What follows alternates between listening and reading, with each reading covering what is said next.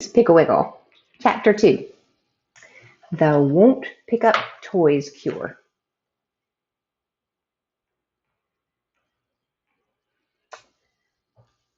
Hubert was a very lucky little boy whose grandfather always sent him wonderful toys for Christmas. Hubert's mother said that his grandfather sent him these marvelous presents because Hubert was such a dear little boy. His father said that it was to make up for that awful name they'd wished on him. Hubert was named for his grandfather. His full name was Hubert Egbert Prentice. Hubert liked the presents his grandfather sent him, but who wouldn't? He had an electric train with track that went 4 times around his bedroom and into the closet and out again. It even had 7 stations and every signal there was, and 2 bridges and a snow shed. He also had a little builder set so large that he could build regular office buildings and a great big wagon full of stone blocks made into shapes so that he could build big stone bridges for his electric train and stone buildings and even stone barracks for his 1,500 toy soldiers.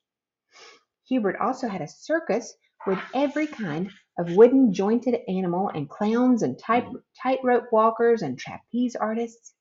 He had a little typewriter and a real desk and a little radio and 2 automobiles.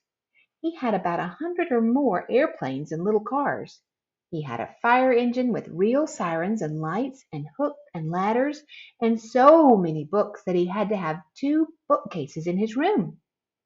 Hubert liked all of his toys, and he was moderately generous about letting other children play with them, but he never put his things away.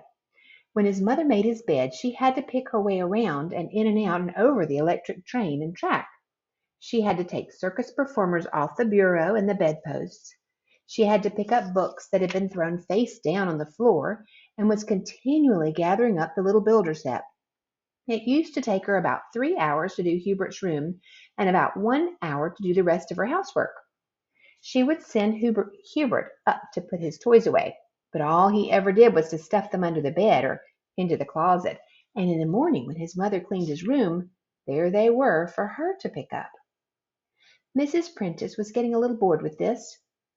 One rainy Saturday, Hubert invited all of his little friends to play up in his room. He had Dickie and Charlie and Billy and Tommy and Bobby. They got out every single toy that Hubert owned and played with them, and then, just before dinner, they all went home and left the mess. Hubert's mother didn't know a thing about this until the next morning when she went in to make Hubert's bed. Then she just stood in the doorway and looked. The electric train track went under the bed 5 times and under the bureau and under the chairs and all around the desk and into the closet. All along the track were bridges and buildings of the stone blocks and whole towns built from the little builder set.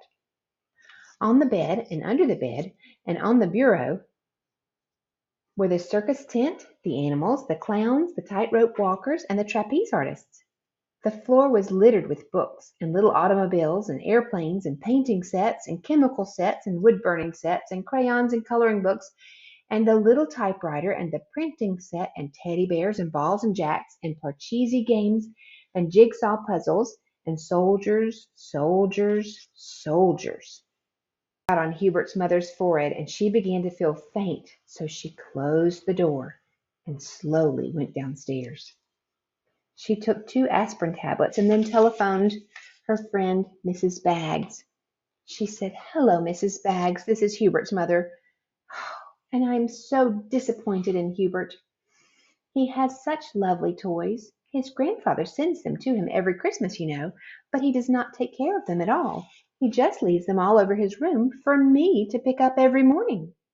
Mrs. Baggs said, "Well, I'm sorry, Mrs. Prentice, but I can't help you because you see I think it is too late." "Why, it's only 9:30, said Hubert's mother. "Oh, I mean late in life," said Mrs. Baggs. "You see, we started Ermintrude picking up her toys when she was 6 months old. A place for everything and everything in its place, we have always told Ermintrude. Now she's so neat that she becomes hysterical if she sees a crumb on the floor." "Well, I certainly hope she never sees Hubert's room," said Mrs. Prentice dryly. "She'd probably have a fit," and she hung up the phone. Then she called Mrs. Moohead. "Good morning, Mrs. Moohead," she said. "Does Gregory pick up his toys?" Well, no, he doesn't, said Mrs. Moohead. But you know Gregory is rather delicate, and I feel that just playing with his toys tires him so much that I personally see that all of his little friends put the toys away before they go home. Well, that is a splendid idea, said Hubert's mother, but I am trying to train Hubert, not his playmates. Well, of course, Hubert is very strong and healthy, but Gregory, he's intelligent, said Mrs. Moohead. Is he? Said Mrs. Prentice crossly, because she resented this inference that her son was all brawn and no brain. Oh dear, squealed Mrs. Moohead. I think Gregory is running a temperature. I must go to him. She hung up the phone. Mrs. Prentice then called Mrs. Grapple. Hello, Marge, she said. How's Susan? Mrs. Grapple said, I've spanked her 7 times since breakfast, and I just heard a crash, so she's probably getting ready for another. How's Hubert? Well, that's what I called about, said Mrs. Prentice. Can you suggest a way to make Hubert want to pick up his toys? His room looks like a toy store after an earthquake. Why don't you call this Mrs. Piggle-Wiggle? I've heard she is perfectly wonderful. All the children in town adore her, and she has a cure for everything. As soon as I spank Susan, I'm going to call her. Hubert's mother said, Well, thank you very much, Marge. That's just what I'll do. I had forgotten about Mrs. Piggle-Wiggle, but I just know she can help me. So she called Mrs. Piggle-Wiggle and said, Mrs. Piggle-Wiggle, I hate to bother you, but you seem always to know what to do about children, and I'll confess that I don't know what to do to make Hubert put his toys away. Mrs. Piggle-Wiggle said, Hubert is the sweet little boy with all the wonderful toys that his grandfather sends him, isn't he? Mrs. Prentice said, Why, yes, but I didn't know that you knew him. Oh, yes, said Mrs. Piggle-Wiggle. Hubert and I are old friends. In fact, he is building an automobile in my backyard out of orange crates and empty tomato cans. Hubert is a very good carpenter. Hubert's mother thought of the 2 little automobiles with rubber tires, real horns, leather seats big enough for 2 boys, and lights that turn on with a switch that Hubert's grandfather had given him, and she wondered why in the world he would want to build an automobile out of old orange crates and tomato cans. She said, however, so that is where he and Dickie go every afternoon. I certainly hope he behaves himself. Oh, he does, said Mrs. Piggle-Wiggle. We're all very fond of Hubert, but this problem of his toys. Let me see. Mrs. Piggle-Wiggle was quiet for some time. Then she said, I think that the best thing for you to use is my old-fashioned won't pick up toys cure. Starting now, don't pick up any of Hubert's toys. Don't make his bed. In fact, do not go into his room. When his room becomes so messy he can't get out of it, call me. Mrs. Piggle-Wiggle said goodbye and hung up the phone. Hubert's mother looking very relieved, went gaily about her housework, baked a chocolate cake for dinner, and did not say a word to Hubert when he came home with 10 little boys, and they all trailed upstairs to play in Hubert's room. The next morning, when Hubert came downstairs for breakfast, his mother noticed that he had a little pan of watercolored paint stuck in his hair, and his shirt had purple ink from the printing set on one shoulder. She said nothing, but tripped upstairs after breakfast and quickly shut the door of his room. The next morning, Hubert's mother had a little trouble shutting the door of his room, and she noticed that Hubert had circles under his eyes as though he'd not slept very well. The next morning, Hubert was very late coming downstairs, and before he opened his door, his mother heard a great clatter and scraping, as though he were moving furniture. He had little builder bolts stuck to his sweater and 2 paint pans in his hair. He was so sleepy he could barely keep his eyes open, and he had a red mark on one cheek. His mother looked at it closely and saw that it was the shape and size of one of his stone blocks. He must have slept with his head on one of the bridges. On the 7th day, after Hubert's mother stopped putting away his toys, he did not come down to breakfast at all. About 11 o'clock, his mother became worried and called up Mrs. Piggle-Wiggle. She said, Good morning, Mrs. Piggle-Wiggle. This is the 7th day of the old-fashioned won't-pick-up-toys cure, and I am worried. Hubert has not come downstairs at all this morning. Mrs. Piggle-Wiggle said, Let me see, the 7th day. It usually takes 10 days, but Hubert has so many toys he would naturally be quicker. Quicker at what? Asked Hubert's mother anxiously. Quicker at getting trapped in his room, said Mrs. Piggle-Wiggle. You see, the reason Hubert hasn't come downstairs is that he cannot get out of his room. Have you noticed anything different about him lately? Well, said Hubert's mother, he looks as though he hadn't been sleeping well, and on the fourth morning he had a red blotch on his cheek, just the shape of one of his stone blocks. Said Mrs. Piggle-Wiggle. He probably can't get in his bed and is sleeping with his head on his blocks for a pillow. But what will I do? Asked Hubert's mother. How will I feed him? Wait until he calls for food, then tell him to open the window, and you put a piece of rather dry bread and peanut butter on the garden rake. He will have to drink out of the hose. Tie it to the rake and poke it up to him. When Hubert's mother hung up the telephone, she heard a muffled shouting from the direction of Hubert's room. She hurried upstairs and listened outside the door. Hubert was shouting, Mother, I'm hungry. Here's a picture.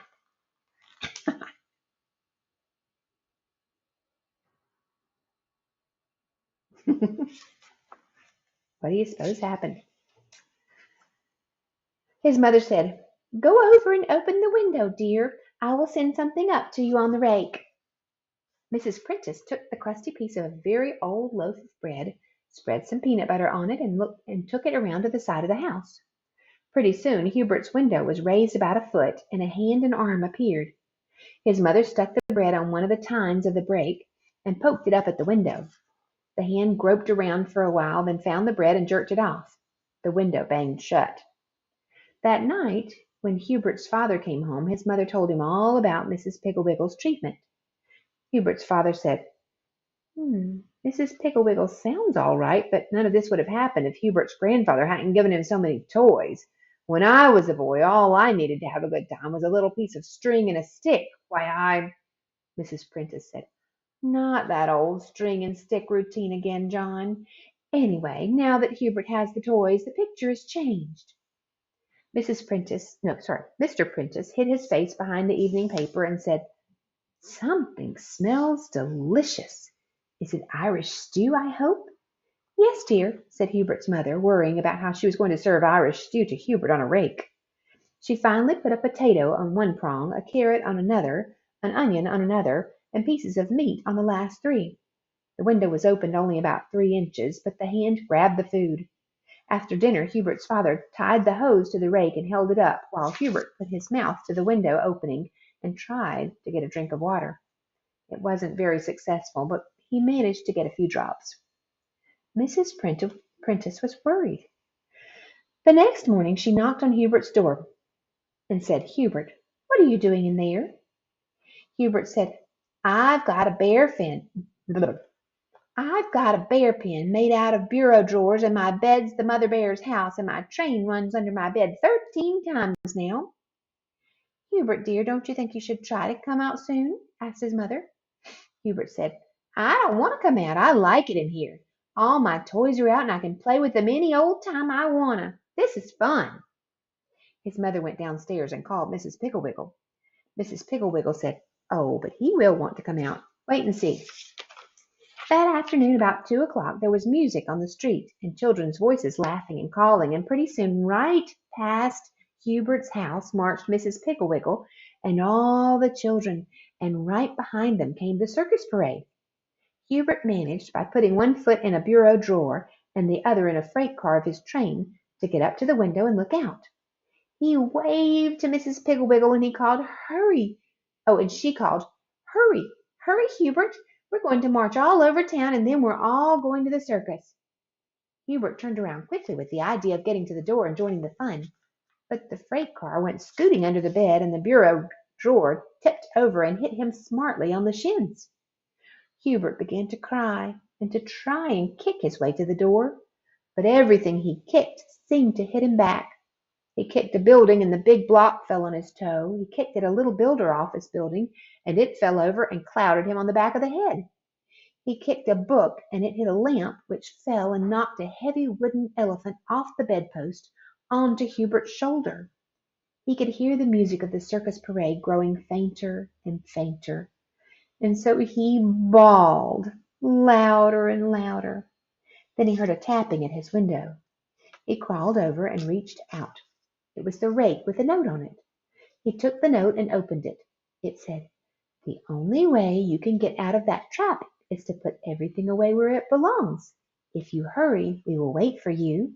Your friend, Mrs. Piggle-Wiggle." Hubert began by finding the little builder box. He took down an office building and put each piece in its right place. Then he put away the stone blocks, then the train tracks, the circus, the soldiers, the paints, the chemical set, the printing press, the books, the fire engines, the automobiles. He played little games, pretending that he was racing someone to see who could find the most parts of the game the quickest. He had to take off the bedclothes and shake them in order to find the soldiers and the circus, and then he thought that as long as the bedclothes were off anyway, he might as well make his bed. It was so lumpy when he finished he thought he'd left some airplanes in it and took the covers off again and shook them. He made the bed again, and this time it was neat and smooth. Hubert was proud. He was under the desk finding the last piece of the little builder when he heard the music again. He put the piece in the box, put the box in the closet, and tore down the stairs and out the front door. There they came, Mrs. Piggle-Wiggle, all the children, and the circus.